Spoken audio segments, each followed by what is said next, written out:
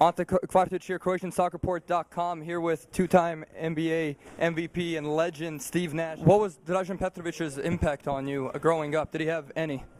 Well, I obviously knew what a great player he was, and he was one of the great first international players. So, he meant a lot to, I think, international basketball. And it's a shame what happened to him because he's a terrific player. And I think everybody really is just sad because they miss him. He's somebody that, fought every day to be a better player, and that's the type of example and passion that we love in people. Have you ever been to Croatia, and what do you have to say about fellow Croatian athletes to give back to the country?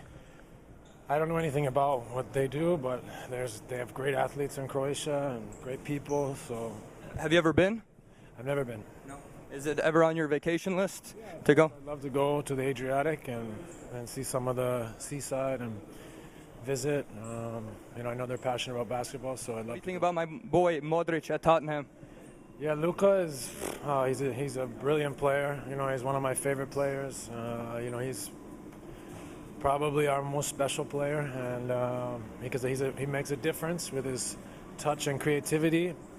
His ideas are very special, and he's very important to our team. When he feels good, we have a chance to beat anybody. So, do you have Real Madrid against? Are we going to the semis?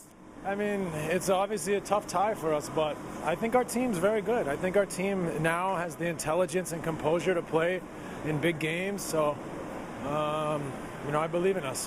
One more thing, I was just in Vancouver, had some poutine. What's your deal with poutine? Love it or hate it? I don't really eat that. Sorry. Steve Nash just ended a game with the Clippers. Had an interview with Miller Lite. The guy's a Miller Lite fan. Maybe we got to get him a Karlovac. This is Ante Petrović from Staples Center.